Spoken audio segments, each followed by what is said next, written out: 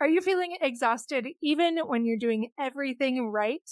In today's episode, we talk with Bria Gadd about how hidden health debt and shifting hormones can quietly drain your energy and what signs to look for so you can start feeling more alive and connected again. This one's for every mom who's ready to find balance between caring for everyone else and finally honoring their own needs. Stay tuned.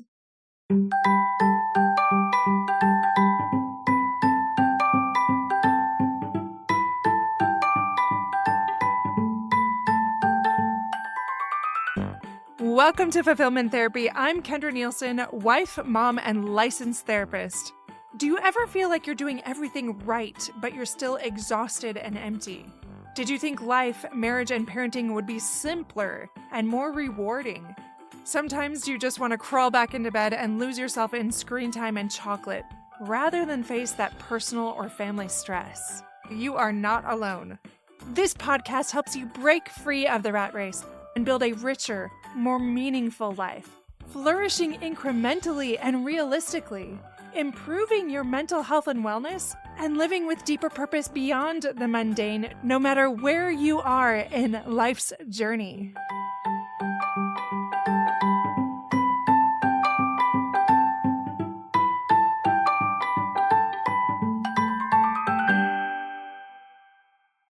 Welcome back to Fulfillment Therapy. Today we have a special guest here with us, Bria Gadd.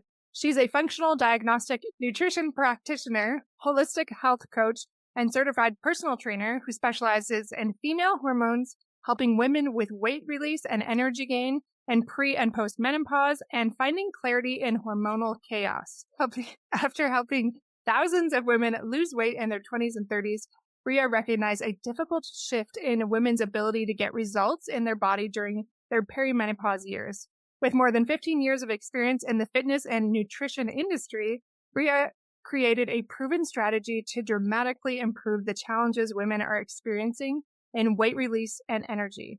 Her podcast, The Period Whisperer, is a top 1% wellness podcast in the world with an Instagram following of over 18,000.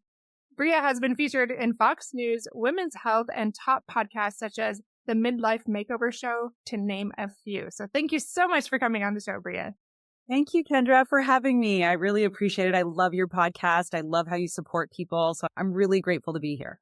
Excited to have you and pick your brain because this is something that's hard for everybody. It's difficult to figure out what to do when it comes to hormones. Honestly, most of us are a little bit blind here. So I'm glad that you're coming on to speak about these things. So thank you again.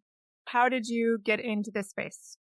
Really came to be for the first maybe decade and a half of my career. I really focused in on nutrition and fitness coaching, specifically for women, while I was raising babies. And it was a great way for me to prioritize my health and also teach women how to make time for themselves during such a busy time. In hindsight, I always think that there was a lot of hustle culture during that time, a lot of fit you in the cracks of your time. And so I have reneged on some of my past coaching for sure and apologized for, I think, the push and the hustle, because although things change in perimenopause, I just think we have a lot of adaptability when we're younger. And so the things we were doing may not have been right for us, but we just have more. Youth is very forgiving. I just want to quickly say I've said something similar for the first, I don't even know how many podcast episodes, but it's always about this and do all these things. And now I look back on that, I'm like, yeah, same thing. Hustle culture, the youth, and just being like, yeah, the best way is to do them all the things. And then you start to be like, maybe that's not the best approach. So I'm glad you spoke to that, but continue. And what a perfect example of with age comes wisdom, right? We all get to learn a little bit more as we go, but yeah, so I think the big turning point for me from switching from fitness and nutrition into really whole holistic health with a deeper understanding of hormones was I noticed around 35 a shift in my clients. Most of my clients were in my age box within give or take 5 years. They just weren't getting the same results. They were more tired. They were falling off and not following through. And then around 37, after a pretty big lifetime shift for me in life, I just started noticing the same. My habits had not changed, but all of a sudden my body was changing. And although I did not love what I like to call the undeserved weight gain, which is when you gain weight and you haven't changed anything and you don't know why, it was these other messages from my body that were really bringing me down. It was anxiety rising. It was more digestive issues. It was fatigue all day. And then the choices that that I started to make in order to manage those things, like maybe a bit more caffeine, maybe alcohol at night to wind down, maybe just not having time or capacity to put into my nutrition the way I wanted to. And yet I was still hammering out these like 6 workouts a week, never miss a day kind of mentality. But for me, it was a real like turning point when my sleep started going off. Like all of a sudden I'd gone from sleep being my superpower to waking up every night between 2 and 4 a.m. in a night sweat, like just dripping in sweat with lots of anxiety. And that's what sent me to my healthcare practitioner, who was wonderful, asked all the questions, did all the blood work, and looked at me and was like, Bria, you're the picture of health. Although I was really grateful, Kendra, that I didn't have all of the horrible things that come up when you Google symptoms on Dr. Google. We do not do that anymore. It is a bad idea. It was a very disheartening moment for me to think I don't feel fine and I'm being told feel fine. And that was the pivotal turning point where I thought I have to know more. I have to better understand what is happening in my body and look under the hood, look more deeply. And so that was my turning point to really more deeply understand, go dive into functional practice, hormones specifically. And I think the biggest thing I learned, especially for women, is that our bodies, I think of them like they speak a language to us, and that language may as well be Latin because nobody taught it to us, nobody speaks it, and yet it is the root of all language that we speak today. So that was my story for what got me into it. And also just recognizing if I was in the health and wellness industry and I hadn't figured this out, how would another woman who has another beautiful purpose be able to figure this out if I was still stumbling around it? So many things that you said, I'm like, yes, like I wanted to be your little cheerleader in the background, do my pop mom. Right? So many listeners I know can relate, but myself included. Literally, I could have said the same things, except for I have a different career. But yeah, everybody, I work out a lot. I love working out. Suddenly there's like more of this weight gain and I'm having to like scramble to do more to keep it off. And I'm like, I've always been great in all of these things. Suddenly I'm pretty alert between maybe 3 and 4 every morning, maybe a little bit more, definitely the sweats, and just really confused by it because I also have been such a good sleeper and it is frustrating. And I talk to peers and it's the same thing. But you'd think that a lot of us would have clued in even earlier that like, maybe this is hormonal. But unless you're like in menopause, a lot of times I don't think we really think of that. And it's annoying. And I love how you talked about how our bodies basically speak Latin. I feel like this second stage of life for me, or whatever number we want to call it, has been learning what your body is saying and listening to it more, being more compassionate, not driving it relentlessly. And that's hard. I'm still trying to figure it out. So I'm so glad you're here to tell me what to do. Yeah, it is hard. So I think in our culture as women, we have really learned and been taught and been rewarded for stiff upper lipping things, like put on those blinders, push through. And my goodness, we have a culture of very fierce and very unstoppable and very incredible women. And it will run you into the ground. So I think that learning to balance that out in the name of our health is such a critical turning point. And frankly, I think that's one of the gifts of perimenopause. I love how you call it a gift. It doesn't always feel that way, but No. I'm willing to believe you. So tell me about how you've seen it as a gift and also how we can achieve that balance, because we know as like busy parents, maybe we're in a marriage and a career, all of these things that can feel like a lot. Yeah, for sure. So I like to think of perimenopause like a reverse puberty, right? It's a massive hormonal transition that kind of culminates in menopause when your ovaries have officially retired. Like puberty, perimenopause lasts a long time. But when we think of our kids going through puberty, we do understand that they're usually emotionally a little off, that they sometimes need more sleep, that they're often hungry. They don't always can think very clearly because there's so much going on inside of a body. But they've got brand new little engine bodies when they're going through it. In midlife, when this transition of perimenopause begins, our body is like an orchestra. It has so many other pieces that work together in the puzzle. So if we can understand that perimenopause is a massive hormonal transition. I think as women, we can really respect that all transitions in life require a greater energy demand. When you move houses, when your child goes off to college, when you have a baby, when you get married, when you go through a divorce, when you change careers, huge energy sucks, in other words. Always in the name of something good, we hope.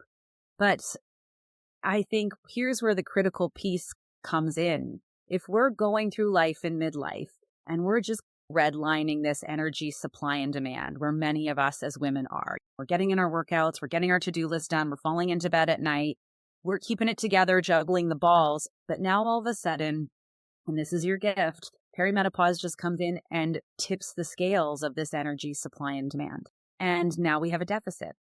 And in that deficit is ultimately where I think our suffering starts to come. And when we can understand that, I think then we can start to not blame perimenopause, but see it for what it's worth. That at 40, we'll call it, which is a big average number, it could be anywhere from 38 to 58, and even wiggle room in there. If you have this added workload that is now making you feel uncomfortable, it's driving you to change, to look at your life and think, how do I lower the energy demand in my life? And how do I increase the energy supply to my life to bring me back not into a balance, but into an energy surplus so that I can navigate these transitions with much more health? So you're telling me that's possible? 100%.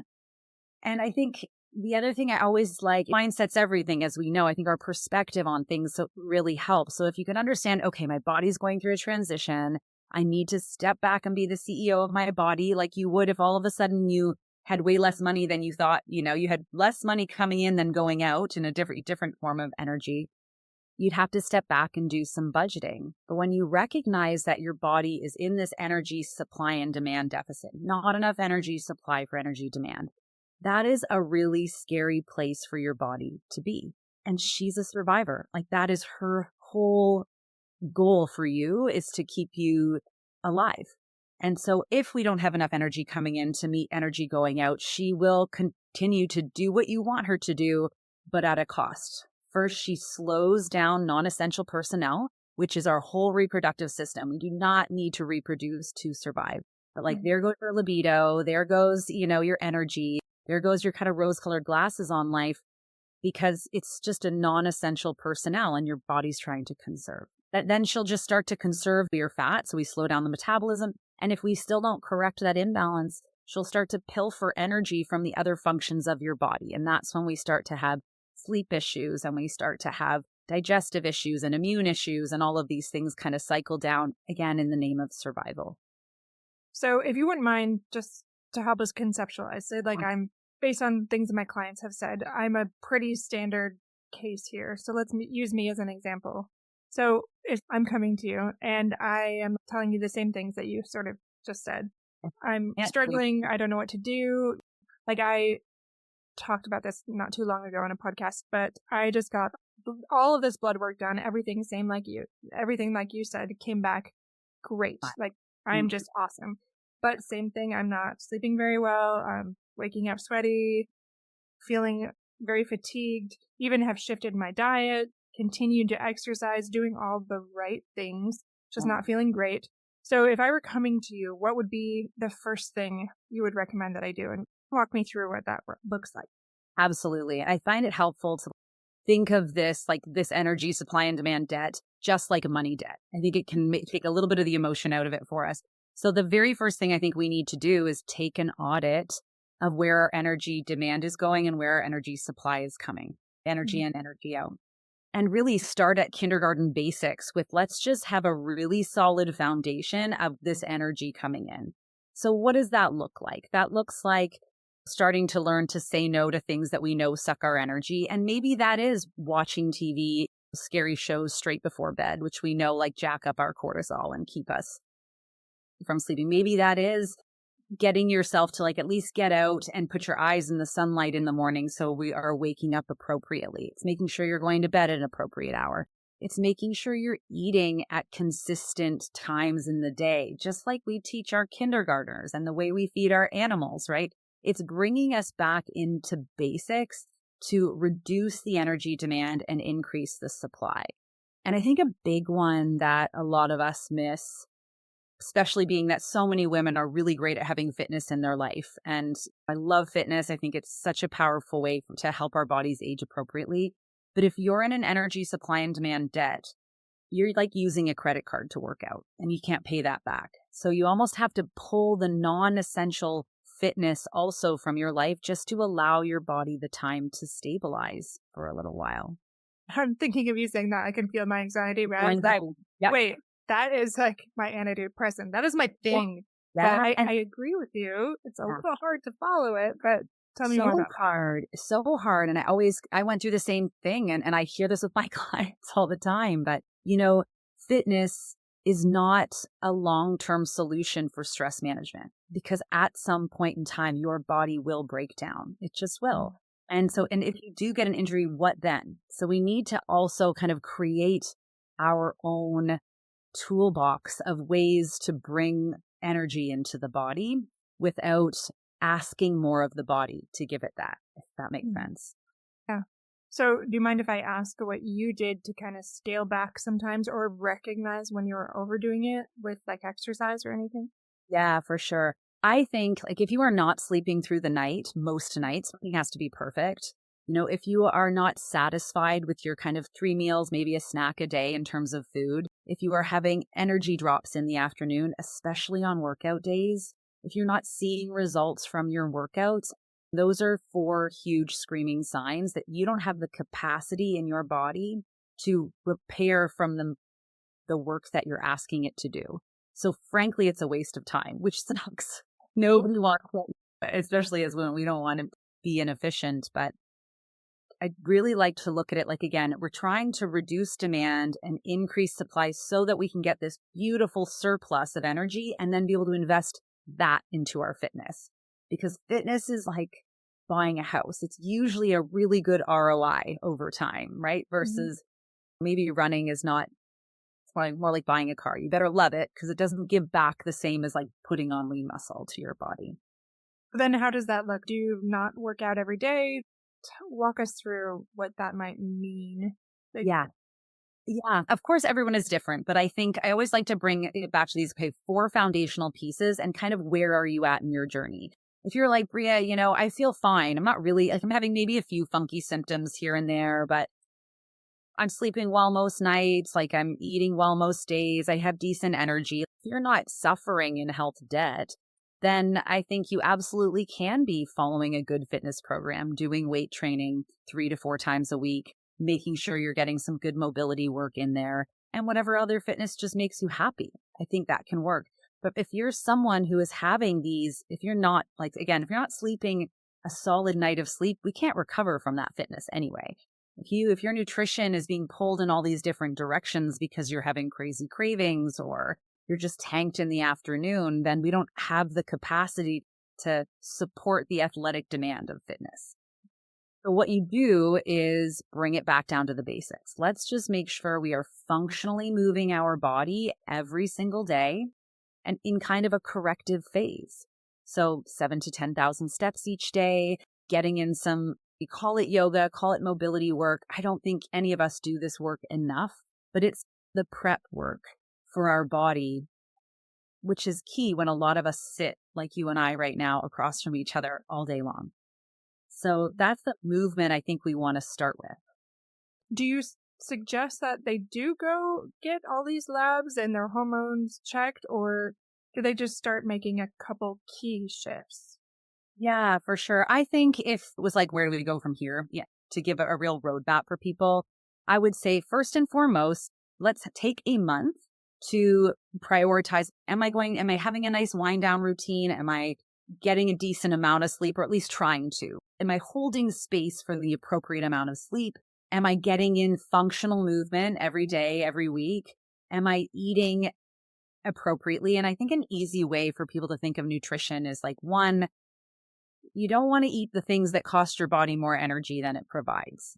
But if you're eating 3 meals a day, enough food in each meal to keep you full and satisfied until the next meal, and it's whole food based, that's good enough. Trust me, it's good enough. unless you're trying to win a body competition, which I don't think any of us are these days.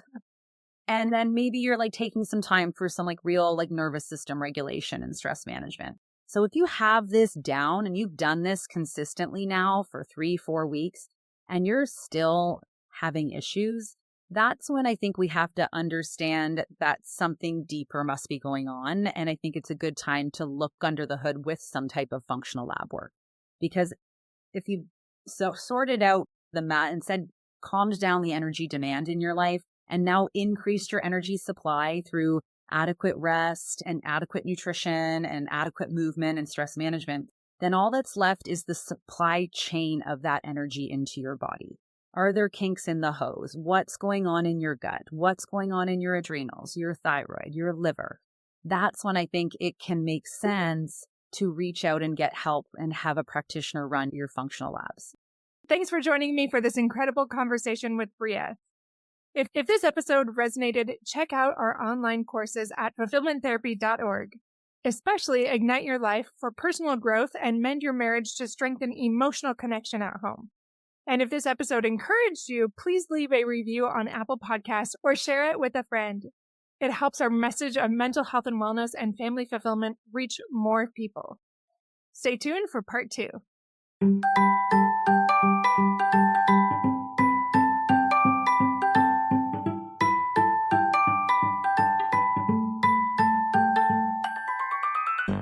Hey friends, if you enjoyed this episode, a quick 30-second share can help someone else find support and help this podcast grow. Leaving a review on Apple Podcasts boosts visibility and keeps the show alive. Your simple acts make a big difference. I'll see you back here each week for more life-changing episodes.